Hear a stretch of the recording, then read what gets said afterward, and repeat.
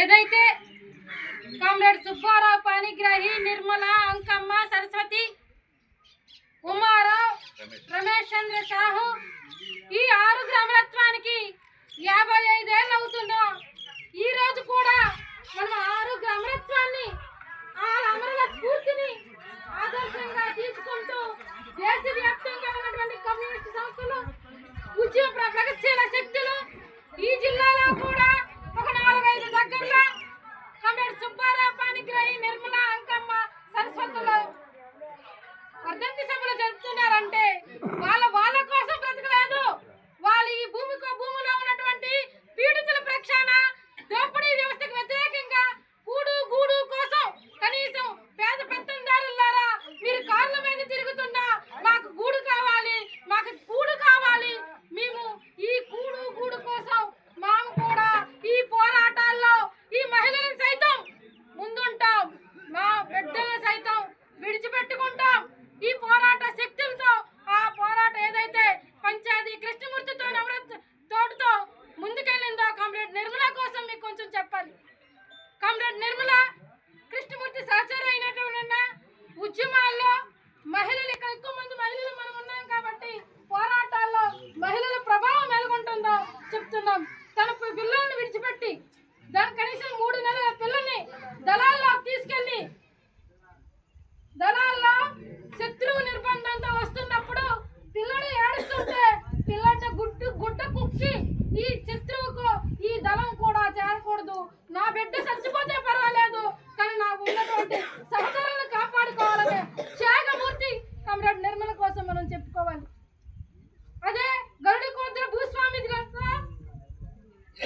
ర్యాలీలో వెళ్తున్న క్రమంలో గరుడి కోద్ర భూస్వామి మధ్య కామేసు తన జాకెట్ చింపితే 100 మందితో వెళ్ళి ఆ భూస్వామిని హడలెత్తించినటువంటి ఘనత నిర్మల, అంకమ్మ, సరస్వతి, జయక్క, చంద్రక్క అనేక మంది వీరనారీమణులు 100 మంది గ్రామాల్లో ఉన్నటువంటి ఉద్యానంలో ఉన్నటువంటి మహిళలు ఉన్నారు. ఆ పోరాటాలు మేము సైతం పోరాటాల్లో ప్రాణత్యాగానికైనా సిద్ధం ఉంటాం, మేము సైతం పోరాటాల్లో ఎక్కడికైనా వెళ్తామనేది నిజంగా మన మహిళా స్ఫూర్తి అంటాం. ఇప్పుడు విజయలాయ చెప్పారు, అక్క చెప్పారు, అందరూ చెప్పారు. మహిళలు ఎక్కడుంటే అక్కడ విజయం తథ్యం. పోరాట స్ఫూర్తితో పోరాటాల్లో చెగించి ముందుంటారనేది ఈ నిర్మల కోసం మనం చూసుకుని తెలుసుకోవాలి. అలాగే అదే క్రమంలో అంకమ్మ చెల్లూరు వారింటి రాజా, మన శ్రీకాకుళంలో రాజామింట పేదింటి పుట్టినటువంటి అంకమ్మ ఆ రోజు ఎక్కడో మన అమెరికా సామ్రాజ్యవాదులు గడగడ లాగడిస్తుంటే పివి గారు స్లోగన్స్ వినిపిస్తుంటే వీళ్ళు పీడితుల కోసం వచ్చారు, వీళ్ళు పీడిత ప్రజల కోసం వచ్చారు, దీనికి మనం సహకరిద్దాం అనేసి ఆ రోజు నుండి అంకమ్మ, చంద్రమ్మ, ఆ పివి గారు అంటే కమ్యూనిస్టు బాటలో ప్రయాణమై తన జీవితాంతం అమృత్వాలు అయిన వరకు ఆ ఉద్యమాల్లో కొనసాగారు.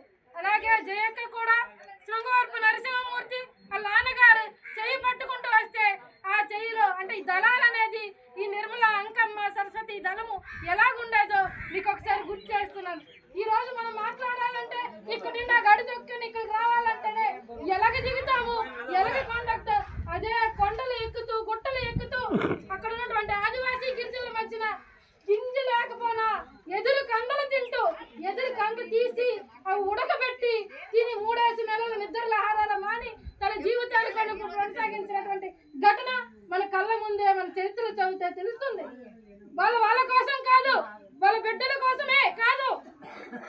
ఎవరైతే గిరిజనులు ఉన్నారో, ఎవరైతే భూమి భుక్తి లేని విముక్తి పేదలు ఉన్నారో వాళ్ళ పేదలు సైతం ఈ దోపిడీ సామ్రాజ్యానికి, ఈ దోపిడీ వ్యవస్థను ఎదుర్కోవడం అంటే సాయుధ పోరాట మార్గం అని నమ్మి ఆ సాయుధ పోరాట పందాలో వెళ్తున్న వీరమణులు వాళ్ళు. ఈ రోజు మనం చనిపోతాం, రేపు తెల్లవారు 12 రోజులు కార్యం చేసేస్తారు, కానీ 55 ఏళ్ళ కొనసాగుతున్న ప్రస్థానం మన కళ్ళ ముందు కనిపిస్తుంది. ఇప్పుడు కూడా ఈ పాలకులు అదే రీతిలో కొనసాగిస్తున్న దోపిడీ ఎలా ఉందంటే అప్పుడు సాహుకారులు, భూస్వాములు మన భూములు దోచుకుంటూ మనల్ని బానిసలుగా చేస్తుంటే ఈ రోజు కార్పొరేట్ శక్తుల రూపంలో పెట్టుబడిదారులు మన భూముల మీదకి వచ్చి దోచుకోవడానికి చూస్తున్న తరుణం. మా గ్రామంలో ఉద్యోగ ప్రాంతాల్లో చూసుకుంటే ఈ మధ్యన కార్గో ఎయిర్పోర్ట్ కని 1400 ఎకరాల భూమి రైతుకు తెలియదు. పచ్చని పంట పొలాలు, పచ్చని జీడి తోటలు, ఎకరా 60 లక్షల నుండి 80 లక్షల వరకు ఉన్న జీడి తోట రైతుకు తెలియకుండా కార్పొరేట్ శక్తులు వచ్చి కార్గో ఎయిర్పోర్ట్ కడతామనేది దోచుకుపోవడానికి చూస్తుంటే అక్కడ అందరూ సంఘటితంగా మన మహిళా లోకం ముందుండి పోరాట దశలో ఉన్నది. అంటే దోపిడీ వివిధ రూపాల్లో ఉంటుంది. అప్పుడున్న దోపిడీ వేరు, ఇప్పుడున్నటువంటి దోపిడీలు వేరు. ఎవరిని నాశనం చేయడానికి, పీడిత వర్గాలను నాశనం చేయడానికి, మనకున్నటువంటి హక్కులను నాశనం చేయడానికి, ఆ భూమి కూడా మన చేతుల్లో ఇక్కడ భూమి ఉంటే ఇప్పుడున్నటువంటి నల్ల చట్టాలు, మోడీ తెచ్చినటువంటి నల్ల చట్టాల రూపంలో మనకు కావాల్సిందంటే వాడికి పట్టుకుపోయి వెళ్ళిపోయే రీతిలో ఈ చట్టాలు తయారు చేసి ఆ చట్టాలను తీసుకొస్తున్న క్రమం మనకు కనిపిస్తుంది.